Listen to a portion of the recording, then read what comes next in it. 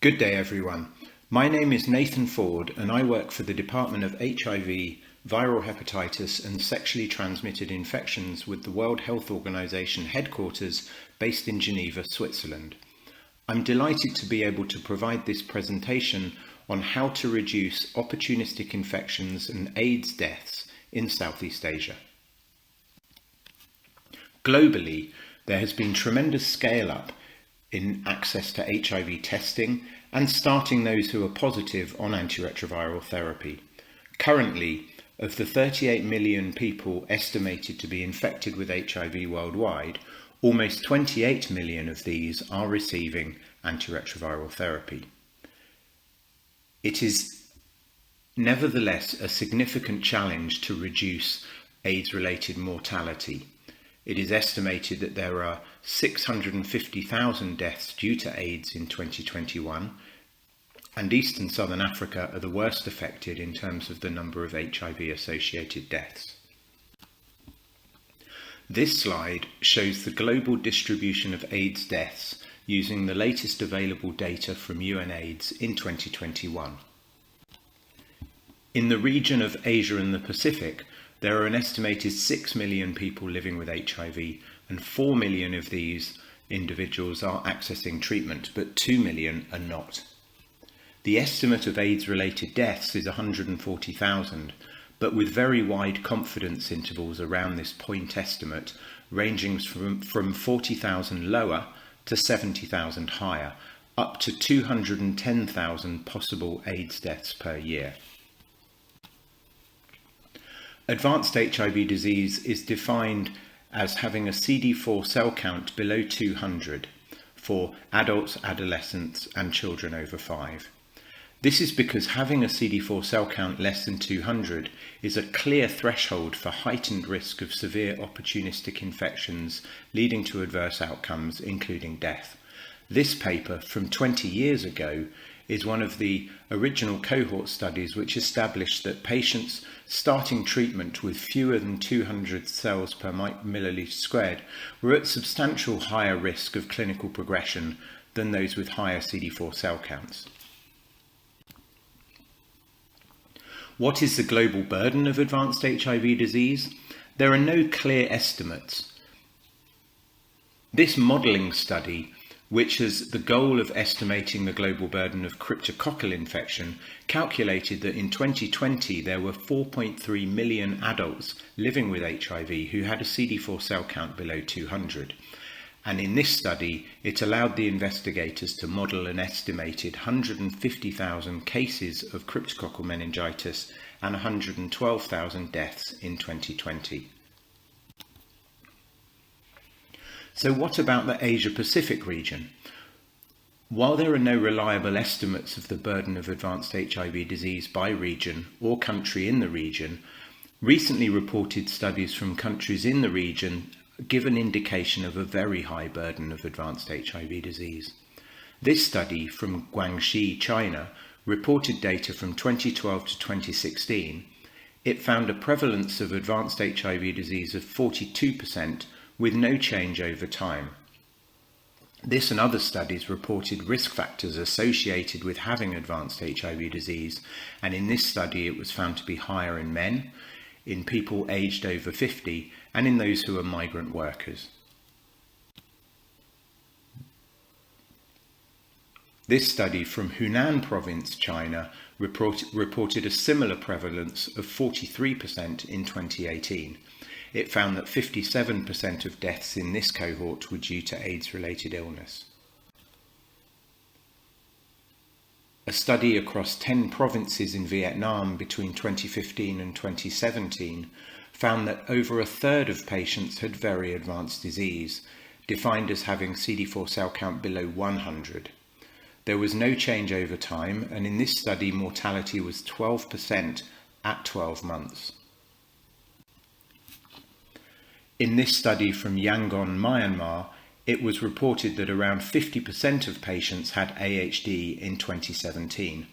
The study reports that mortality has not declined significantly in recent years, despite scale-up of antiretroviral therapy. and more than 1 in 6 patients had disengaged from care within 5 years, contributing to unrecorded mortality. And finally, this study from North Karnataka in India reported a prevalence of 43% AHD between 2007 and 2020, and again mortality was relatively unchanged in a period of increased scale-up of antiretroviral therapy. So across the world, AIDS-related deaths remain a major public health problem, and Southeast Asia is no exception. The 3 leading causes of death among people living with HIV who have advanced HIV disease are cryptococcal meningitis, tuberculosis, and severe bacterial infections. These are the leading causes, but there are other causes that can vary in prevalence by region. For example, histoplasmosis is a major concern in the Latin American region, and talaromycosis is a predominant concern in Southeast Asia. But these and other diseases can certainly exist in many parts of the world, and more reliable data are needed on regional distribution of each of these major infections. Over the last 10 years, the World Health Organization has issued a number of global guidelines to support the management of advanced HIV disease.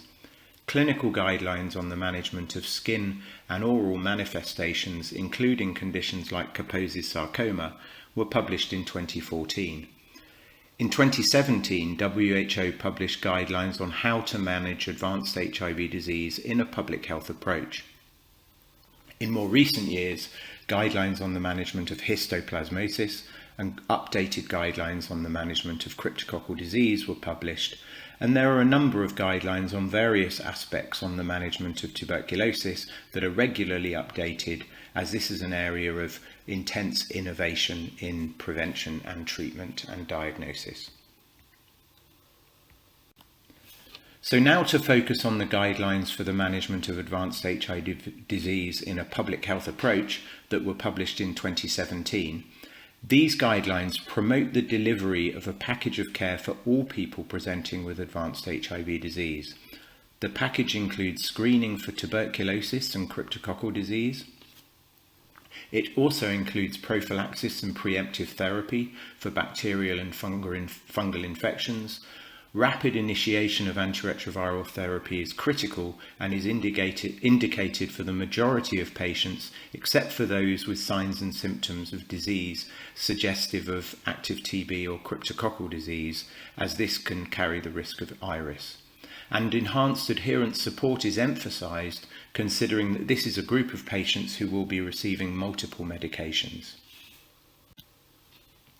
The Advanced HIV Disease Guidelines also emphasise various considerations with respect to service delivery. The package of care should be delivered to anyone presenting to care for the first time if they have a CD4 cell count below 200, and also to those who are re-presenting to care after a period of disengagement. It can be provided at all levels of the health system, and it can be provided by doctors, nurses, and mid-level workers, provided they have appropriate training. And the package includes diagnostics, preventive therapy, and antiretroviral treatment, as we have indicated earlier in this presentation. This map illustrates that the package of care has been fully or partially adopted in national policy in many countries in the world, including countries in Southeast Asia. However, policy adoption, whether full or partial, is not the same thing as delivery of the package to all those in need across all levels of the health service, and much more work is needed to support full and complete implementation. Earlier this year, the World Health Organization published a policy brief highlighting the fact that patients with advanced HIV disease can be further categorized into 2 distinct groups. There are those at high risk of adverse outcomes but not yet experiencing adverse outcomes, and this group of patient needs the AHD package. And then there is a second group, those who are already seriously ill. This is a group that needs more intensive care and support, which for many may require hospitalization. It is important to stress that outcomes of people living with HIV who are hospitalised is currently very poor in many regions of the world. Recent systematic reviews have found that 20% of people living with HIV admitted to hospital die in hospital, and among those who are discharged, 19% are readmitted within 1 year and 14% die post-discharge.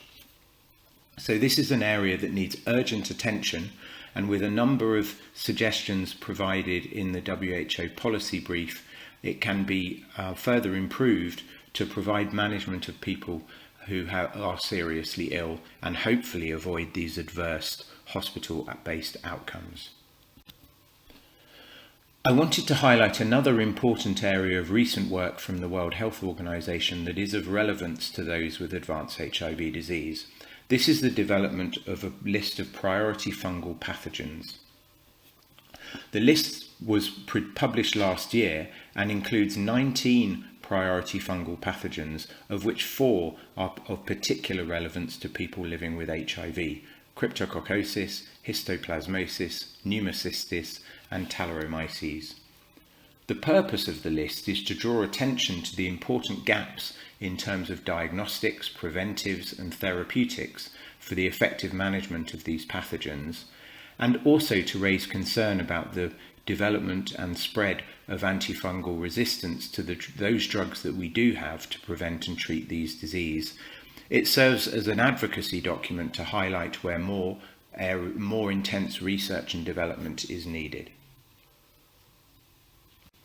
My last 2 slides serve to highlight the key challenge we have in estimating the burden of advanced HIV disease and effectively following up people living with HIV to provide the care they need. It is increasingly appreciated that the cascade of care is not a linear cascade, but is rather cyclical. People living with HIV can enter care through a variety of entry points, and for a number of reasons they may drop out of care at each of these steps and re-enter care after a period of disengagement. It is important to recognise and account for these complexities in order to reliably monitor the burden of advanced HIV disease in countries. The world has committed to global targets of 95, 95, 95 by 2030. This means that 95% of people are diagnosed as HIV positive, and 95% of those who are diagnosed positive are put on antiretroviral therapy, and 95% of those are virally suppressed by 2030. But this doesn't account for mortality. So the 95, 95, 95 cascade accounts effectively for outpatient program successes, but fails to capture advanced HIV disease and AIDS-related deaths. WHO is working to establish a monitoring and evaluation framework to support countries to report reliable cascades for AHD care, including the number of AIDS deaths disaggregated by cause. This will help national programme managers to direct resources to where they are mostly needed, and in order to achieve the goal of reducing opportunistic infections and AIDS deaths. So in summary, reducing AIDS deaths remains a key programmatic challenge. The Advanced HIV Disease Package aims to cover the leading causes of death within a public health approach. Recent guideline updates have been issued to support improved prevention, diagnosis, and treatment of leading infections and causes of illness and death. Tracing and re-engagement is a very important aspect that has recently been recommended in WHO's consolidated guidelines, and focused hospital care and post-discharge follow-up have also been emphasised in a recent policy brief for those who are seriously ill. And with that, I would like to thank a number of colleagues at WHO who provided input into various aspects of this work, and I would like to specifically thank Tui Lee for her support to WHO's work on advanced HIV disease in recent years, and for inviting me to give this presentation. And thank you to all of you for your attention.